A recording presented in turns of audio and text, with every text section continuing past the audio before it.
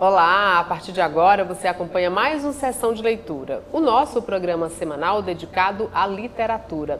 E na sessão de hoje a gente vai conversar com o juiz de direito que já está aqui comigo, Hercy Alencar, que recentemente lançou um livro chamado Judicialização da Saúde, análise crítica sobre a decisão judicial no fornecimento de medicamentos de alto custo pelo SUS, que é o Sistema Único de Saúde, né?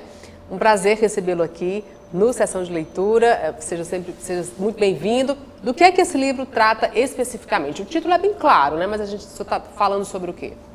Oi, Daniela, tudo bem? Um olá aí também para todos os telespectadores aí da TV Câmara. Bem, Daniela, essa minha obra ela é fruto da minha dissertação do mestrado em Direito, né? Eu iniciei a escrita dessa dissertação ali pelo fim da pandemia, né? E continuei, terminei, concluí no final de 2021. E para lançar o livro eu fiz algumas adaptações e algumas atualizações do livro. O livro saiu do prelo agora em julho para agosto desse ano. O livro aborda basicamente essa questão controvertida e polêmica, né, do fornecimento de medicações de alto custo pelo Sistema Único de Saúde, né? E quais são esses impactos que isso se refere? Olha, o problema da judicialização da saúde, especificamente desse de fornecimento de medicamentos de alto custo, é algo que preocupa muito o Sistema Único de Saúde. Só para você ter ideia, tem tratamentos concedidos judicialmente a uma única pessoa, né, um dos medicamentos para uma única pessoa, um custo anual de 20 milhões de reais. Né? E a grande preocupação é a manutenção do custo disso. Imagine um município pequeno, por exemplo, vou dar um exemplo, Tarrafas. O município recebe uma demanda e é compelido pelo judiciário a pagar, custear uma medicação, custo de tratamento por ano é 20 milhões, que vai dar muito mais do que o orçamento todinho, inteiro daquele município para a saúde de todos os habitantes do município. Então é algo muito complexo e o que a gente analisou nesse estudo, primeiro uma proposta de solução para a situação, né, uma racionalização da coisa, mas também procurou ver a questão da eficácia dessas medicações, né? Existe aí uma premiação na França chamada Golden Pill, né, que é pílula de ouro, em que ela deixou de premiar, ela premia as medicações que têm uma alta eficácia, medicações novas, e ela deixou de premiar durante quase 10 anos, porque nenhuma medicação trazia um ganho efetivo terapêutico. Eram medicações que representavam uma eficácia de 2%, 3%, 4%. E aí vale a pena pagar 20 milhões de uma medicação para 3%, quando não vai ter resultado para o paciente, ou então quando existe uma mesma medicação, um substituto terapêutico, que possa resolver o problema do paciente, né?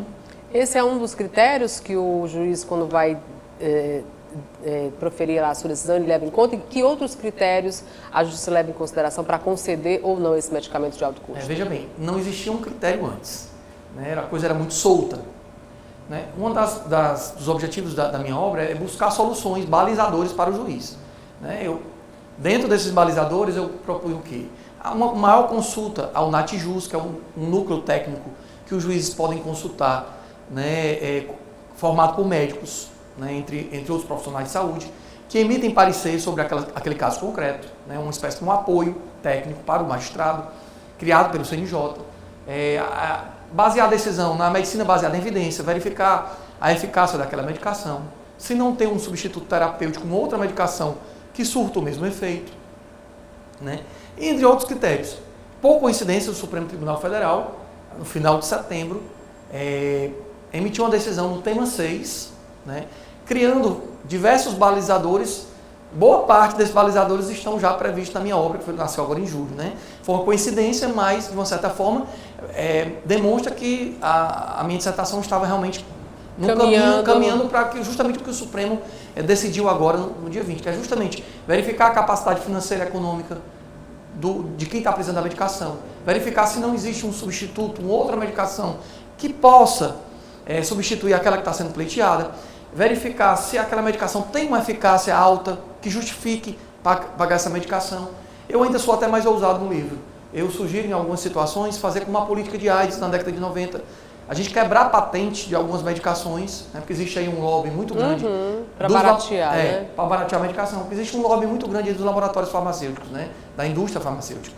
Entendi. E quem quiser adquirir o livro, como é que faz para encontrar? Olha, bem fácil. Hoje na internet, né, se você for... o livro foi lançado pela editora Lumen Juris. Se você for no site da editora Lumen Juris, L-U-M-E-N, Juris, J-U-R-S, né, você bota lá no Google, vai abrir o site, está lá o livro. Ou, para quem usa a Amazon, é só colocar o nome do livro, ou o meu nome, Hercy, H-E-R-C-Y, Alencar. Já vai aparecer o livro, pelo que eu fui até verificar semana passada, em um dia o livro chega aqui em Fortaleza, porque a gente tem um CD de distribuição da Amazon aqui. E o que é que motivou o senhor a escrever sobre esse tema? Eu digo bem que se eu tivesse que fazer uma segunda graduação, seria medicina. Eu sou um apaixonado pela ciência médica, pela medicina, tenho o maior respeito e maior deferência pelos médicos, né, pela área de saúde. E como juiz, como magistrado, principalmente no interior, me deparei com muitos casos e muitas situações dessas, né? Situações que são verdadeiros dilemas na mão do juiz, né? E me sentia chamado a escrever isso para buscar soluções racionais, olhando tanto o lado do SUS como olhando também o lado do paciente, né? Não é simplesmente negar a medicação, é racionalizar, porque, como eu disse, existe aí o que é que está acontecendo hoje? Os laboratórios eles estão preferindo abandonar as pesquisas para essas doenças de base como diabetes, hipertensão, né, aumento de colesterol e outras doenças que são artrose, essas doenças que são de base, que são mais corriqueiras na população, para inclinar as pesquisas para essas medicações de doenças raras, porque geram um lucro maior, né? E muitas vezes são medicações que não têm outro substituto e que têm preços assim estratosféricos. Para você ter ideia, tem uma medicação, por exemplo, Spinraza, a medicação custa uma dose R$320 mil. Né? São preços exorbitantes, né? Que a grande maioria das famílias não consegue. Não existe nenhum sistema de saúde no mundo que dê tudo a todos, nem na Inglaterra.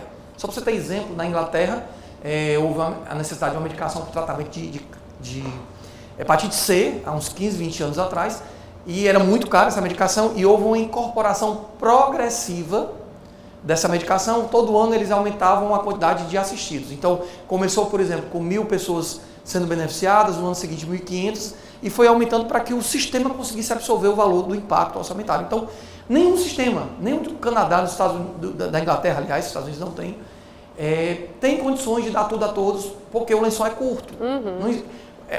Novas drogas vão surgindo diariamente e não tem como a gente acompanhar financeiramente isso. No orçamento do SUS, do Sistema Único de Saúde, eles já botam uma verba destinada para esses medicamentos de alto custo e aí isso já extrapola ou não existe uma verba para isso? Existe um planejamento com gastos com medicações de alto custo que estão na lista do SUS. Né? O problema é que são demandadas medicações que não estão no rol do SUS. Então não tem previsão orçamentária para isso. Ele vai ter que tirar o dinheiro de algum canto. E muitas vezes tira de uma política de atenção básica, do posto de saúde. E aí pode faltar medicação, pode faltar, por exemplo, esse dinheiro.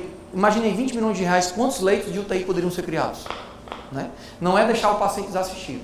É tentar fornecer ao paciente a droga certa, a medicação correta, justa e que não quebre o sistema. E também não dá uma falsa esperança, né? Porque o laboratório vende uma esperança de cura, de melhora de vida, quando muitas vezes a eficácia não é comprovada para isso. Deixa eu dar só um exemplo aqui, que não é abordagem no meu livro, mas é interessante falar, só para a gente poder terminar.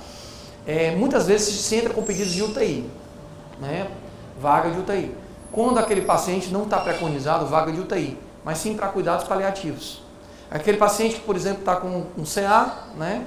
Uma neoplasia, já em último estágio, com metástases em todo o corpo e todos os órgãos, o médico informa a família que é uma questão de horas, de dias, mas às vezes a família insiste, ou o médico pressionado pela família requisita uma vaga de UTI, quando ele não tem indicação de vaga de UTI. Ele deveria ir para onde? Cuidados paliativos, onde ele vai caminhar para um óbito, que é irreversível, com assistência médica, sem dor, sem sofrimento, mais humana. E mais próximo da família. Então, quem é que tem a capacidade de dizer se o paciente deve ou não deve ir para a UTI? O regulador do sistema, que é um médico intensivista, e não o magistrado.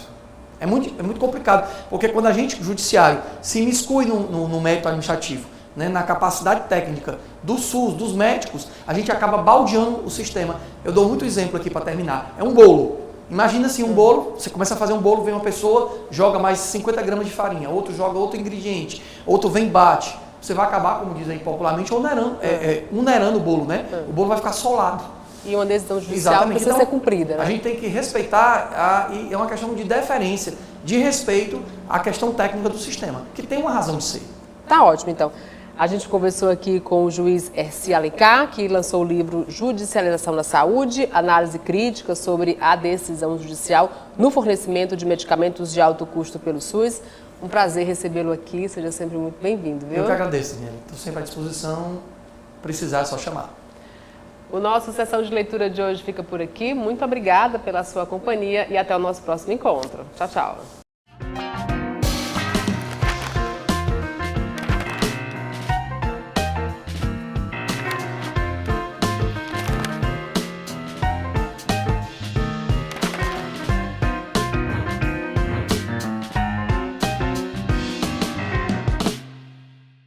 TV Câmara Fortaleza. A fortaleza da nossa cidade é você.